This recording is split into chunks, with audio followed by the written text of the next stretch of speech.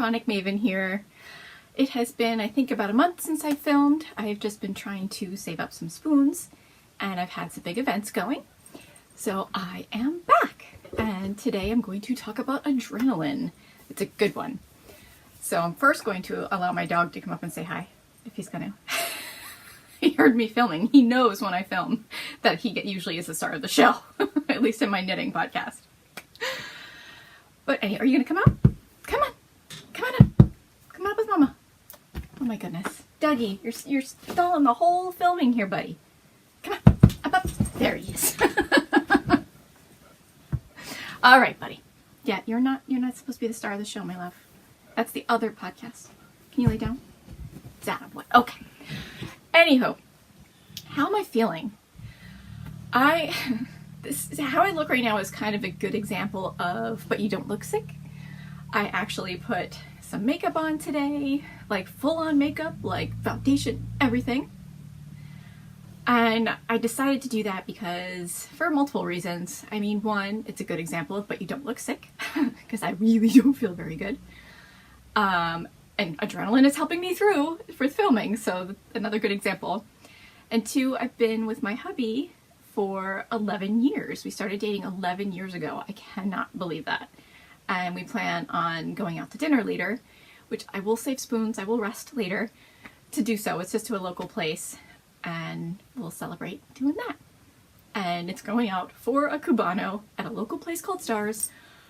Oh my goodness, do they make an amazing Cubano sandwich. And it's got pickles, and I love pickles, and I'm so excited. So not the topic of this podcast, but sharing.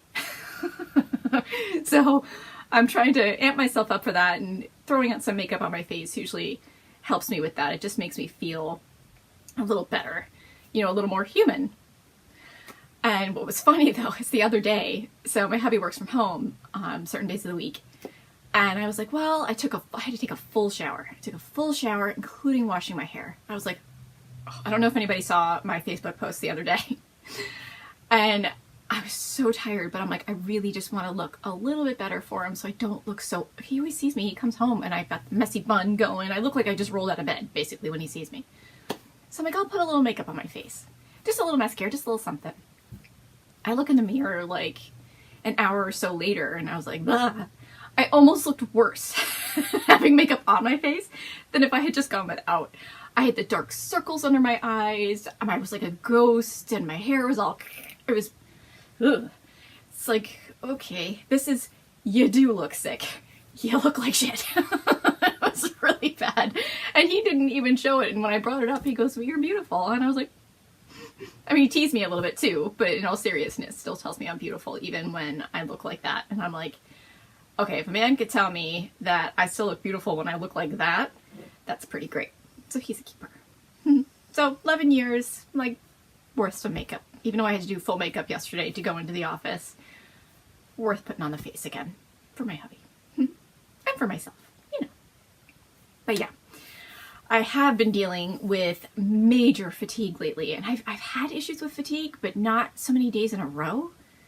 And it's just been brutal. It'll be like 11 o'clock or noon, and usually I get my bursts of energy in the morning. I'll do some things, and then I'd sit down, and I'd be like, I need to close my eye. Like, I have to lay down. I don't necessarily sleep every time, but I need to shut everything off. Usually I'll keep the TV on, but like ringers, nothing, and just lay down and zone out. It's brutal.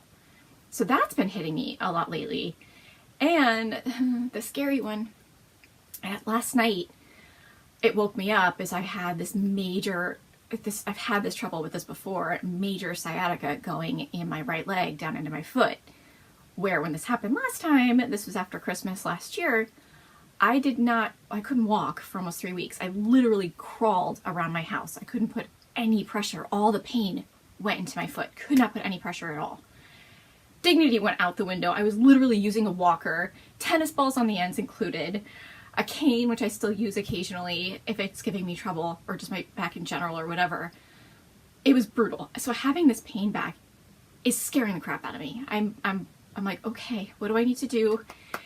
And it really nothing makes it very happy. You know, I'll try stretching it, which is really good for sciatica. I'm making myself go for a walk with my hubby and the dogs in the morning, which is stretch is good. Sitting too much is bad. I'm just trying to find that balance where it's like, all right, don't sit in one place for too long because that'll piss it off. And then it's just trying to find that happy balance. And that's just with managing my pain in general, but especially this because it's so scary. I do not want to go through that again. It's awful. Like just going to the bathroom, it feels like a mile having to crawl in and then lift myself up, putting a little pressure on that foot, crying out in pain. No, thank you. So that's scaring me a little bit, and I could feel the pain in my foot at the moment, and I'm just trying to ignore it. My doggy laying on it is helping, I guess. I guess I'll probably lose feeling in it soon. But yeah, that's been a little tricky. What I'm happy about is I haven't been dealing with the heat in my feet too much. Usually like the tops of my legs will get very, very hot, and it's I guess it's neuropathy. It's like I call it surface nerve pain, where I get that in the tops of my legs and in my feet. And my feet will heat up literally to the point where they turn beet red and they just hurt. Especially my right foot where I have the sciatica issue. The temperature of it, it'll go icy cold and then it'll get really hot. And so thankfully I haven't been dealing with that. So that makes it a little less scary. Like maybe I'm catching it before it gets too far. Like last time I didn't know what was going to happen, so I just pushed through it. Learn that lesson. Don't do that. It's not a party. No. Anywho, how are you guys feeling today? Please feel free to comment below. Let me know how you're doing. You know, have you been dealing with pain flares? Have you been having good days? A mix? I'd love to hear about it. I love sharing, you know, the good days as well as the bad days too. It's nice to hear, like, you know, if somebody has, like, not a pain-free day, because going through this, there are no pain-free days. At least not for me. So, you know, it's nice to know that somebody had a day like that here and there, and it helps keep us all going. So, sure. Okay, adrenaline. So I am going to refer to my notes a lot in this one, but it's worth it because I really want to make sure I get all my points across that I wrote down. So adrenaline, your body gets this huge boost of energy, and it stems from your fight or flight response. It's like, say if something's chasing you, you run. Like it just, your body kicks into gear. So it can be for when you're scared or when you're excited. And I do get it for both. And for the exciting moments, it helps get me through. Or the just, like going into the office, I know I have to, it's just my body's like, you have to do this.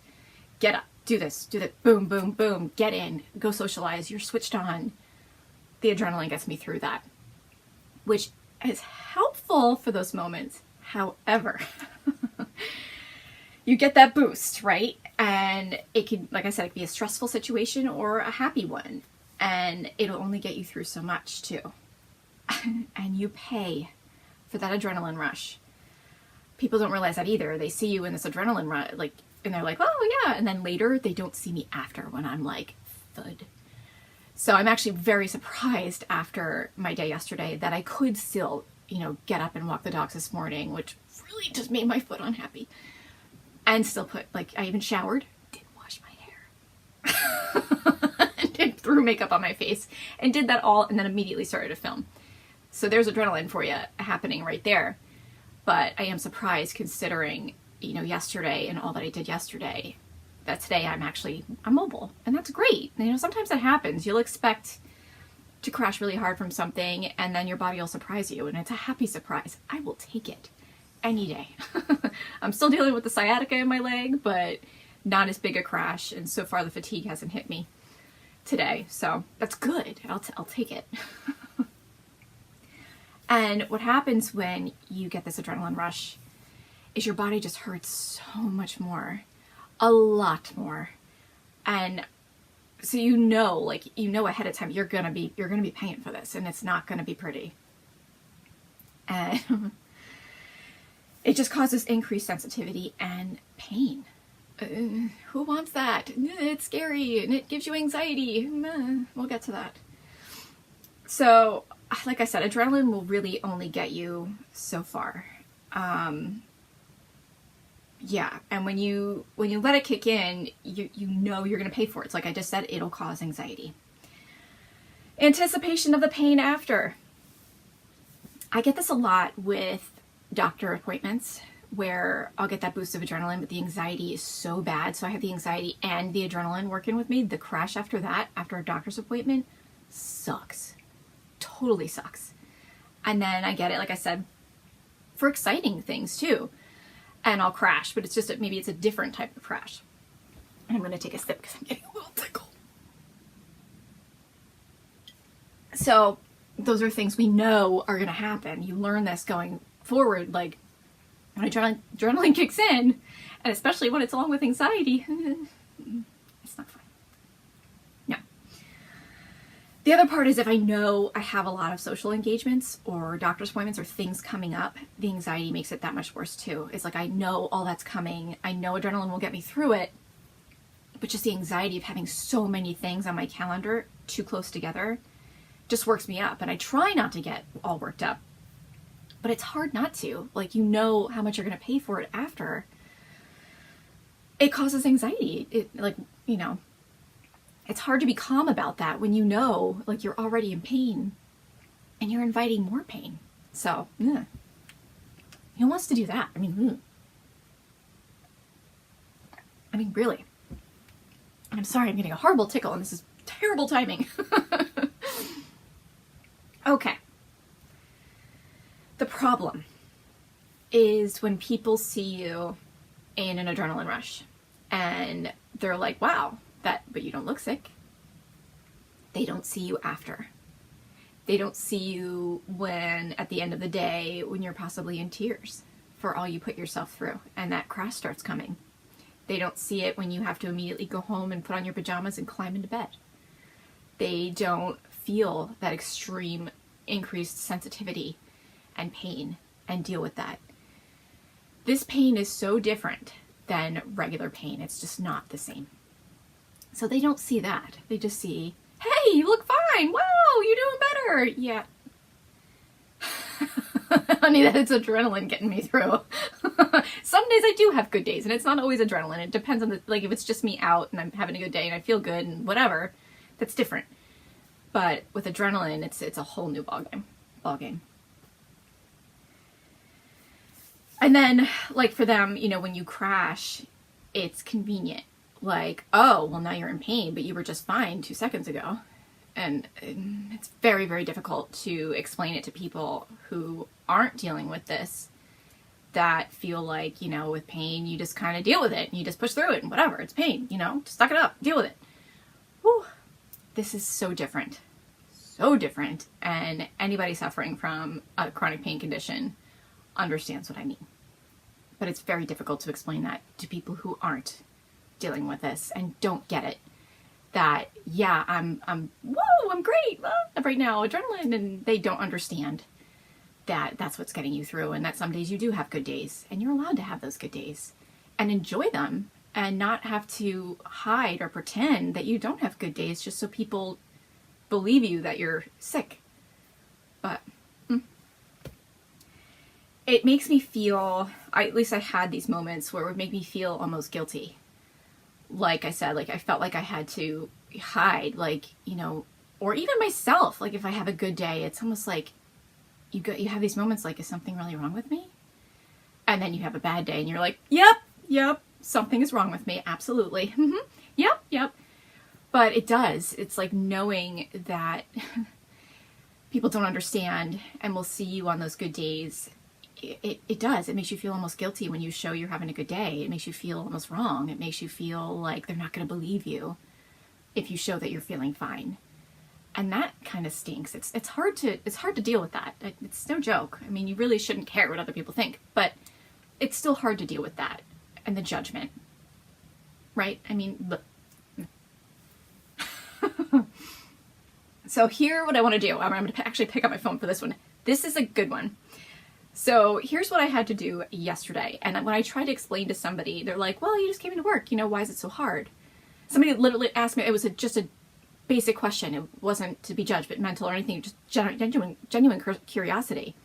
And I'm like, well, let me break it down for you. What this actually means for me and how many things I actually have to do in order to come in that people take for granted. And to me, they're spoons. It's things I'm doing, especially all at once. Like if we go out with friends, for example, I have all day to get ready. I'll shower early, take a break. Do my hair and makeup, take a break. Get dressed, take a break. And then we go.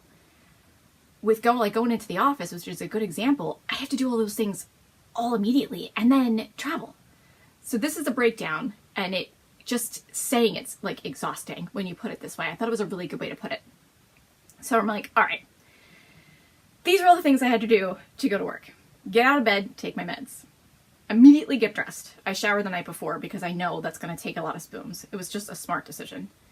Do my hair, do my makeup, move things out of my room. We had a cleaning lady come, so I had to move some things around the house to prepare the house for her, but not usually a whole lot. Feed the dogs, let the dogs out. Prep my tortoise food, wake him up, put Stubborn next to his food. Prep my hubby's breakfast and snacks for both of us for work. Run my reports for work. I have to do that before I leave because I have to get them done before 8 a.m. and we're still getting ready before that period. So I have to make sure I'm still getting ready and I'm running those reports at the same time. Get my bag together to bring to work. Pack my computer up when I'm done running my reports. Leave with my hubby to go to work because we work at the same place. It's a 30 to 40 minute ride to the train station. And then we stand and wait sometimes, 10, 15 minutes for the train if we're lucky. Like yesterday, we got one right away. Time before that, not so much. Take a 30-minute train ride into Boston, provided there are no T delays, which do happen. And thankfully I lucked out. Didn't have that. It was smooth. Whew. And I was able to get a seat. A lot of the times that train is packed at that time in the morning and there is no seat. You're all like this, standing on the T. Got a seat yesterday. Score! Then we have to walk the approximate half mile or more from the train station all the way into our building and head down into the basement. So it's like this big, huge, long walk, get through security, go all the way across the building, and then all the way down into the basement, all the way around to where our desk is. It's a hike. I mean, it's steps, which is good. Stretching, perfect for me. I usually skip the dog walk that morning. But it's a hike to get from the train just to where we sit in our office. Have my hubby set up my computer, and I have to wait and then sign in, do all that. Wander around, say hi to my coworkers, check in with my boss, do all those good things, sign in, sit in between working, possibly getting up, popping here and there to see people if I need to, doing any meetings that I need to do. Then as my reward, we leave early because there's no way I cannot make it through the whole day. I get to about 11:30 and I'm about done. And I make it till about 1. I think I made it to 1:45 yesterday, amazingly. And I'm like, I need to leave. We need to go. I'm done.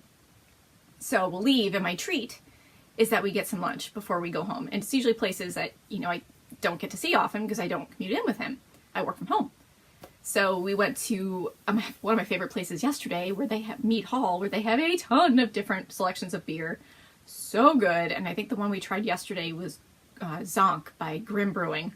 Holy mackerel, was that a good beer. So see, it's almost like when you go to the doctor's when you're a little kid and you get a lollipop at the end of the visit. Just dangle that. That's also like an incentive. Knowing you're going to put yourself through all this and you have a reward at the end does help. Doesn't matter how small it is too. It could be something very little that you allow yourself. Even just your pajamas at the end of it. Dangle that reward. It helps.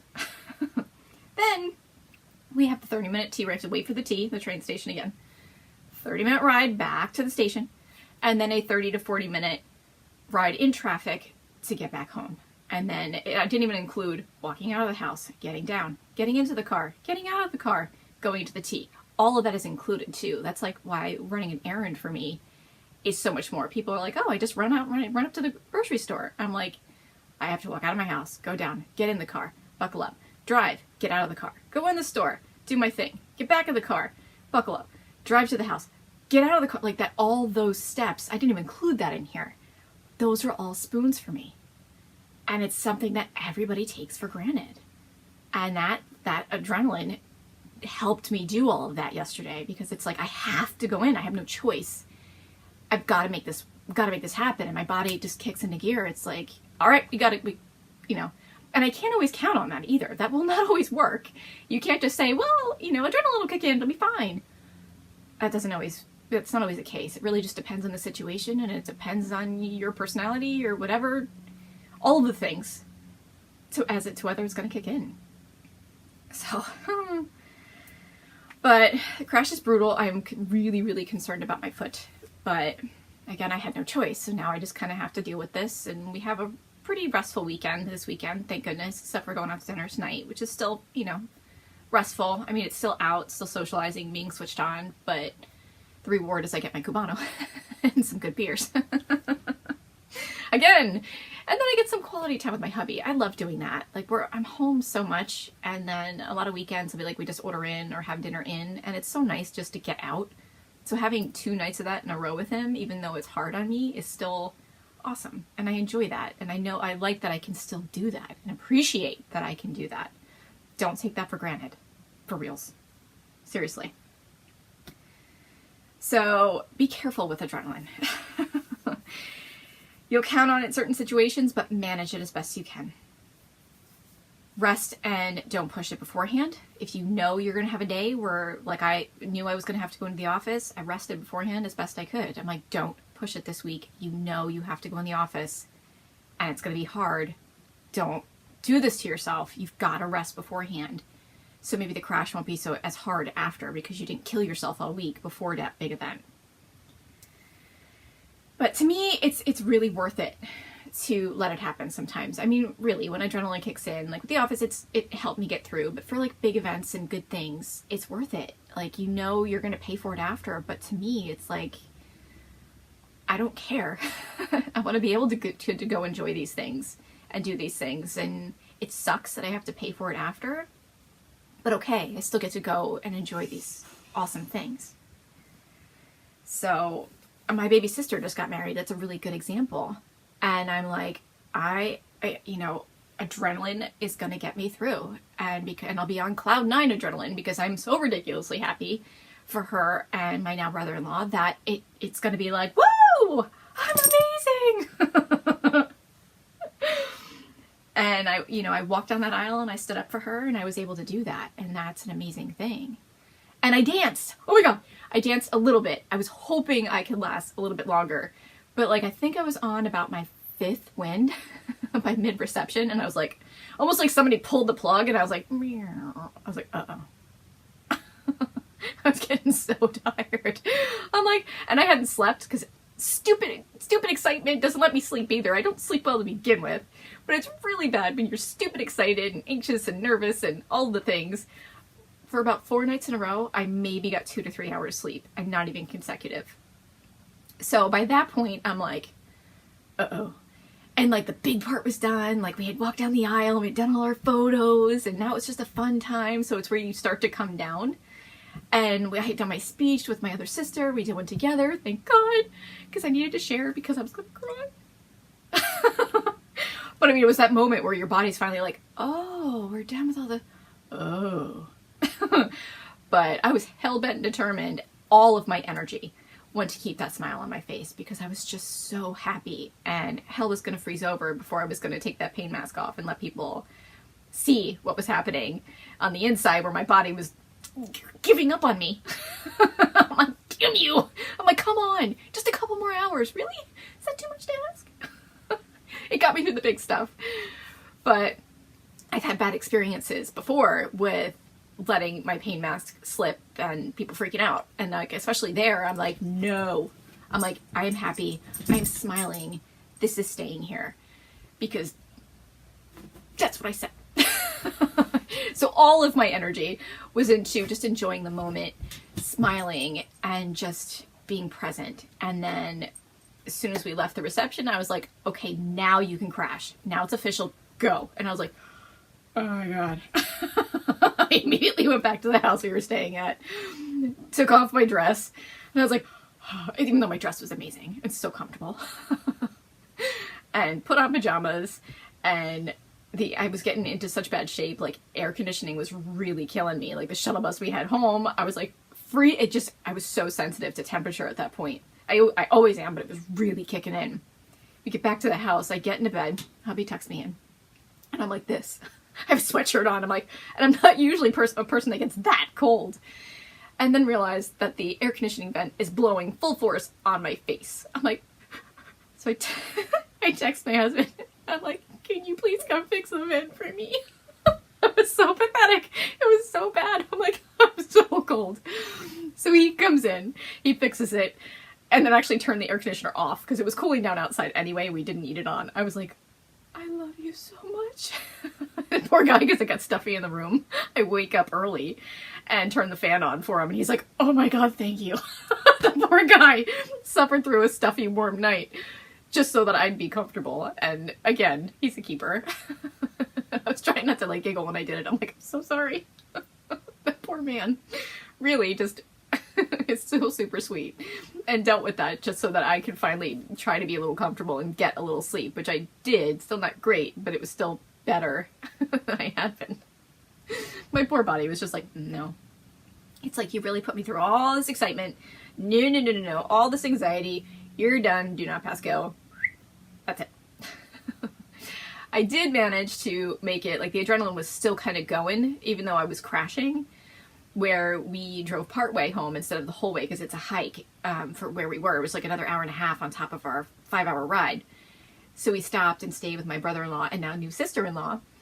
With them for the night, went out for a little bit, and I made it. I was able to hang and do that, and actually kind of stayed up a little late, kind of on purpose, so that would force me to, my body to like pass out, and it worked. I did sleep, thankfully, that night. And then the ride home wasn't quite as bad because it was shorter than it would have been. And we left pretty early, so we got home in the afternoon, and I was able to be like, okay. I think I crawled into bed when we got home, too. I was just like, I'm just going to go here and be in my happy place. Either that or I know I went to bed early because I was just like, oh, my own bed. And now I can be like, sleepy time. All that adrenaline just went, ooh. And again, it was happy adrenaline.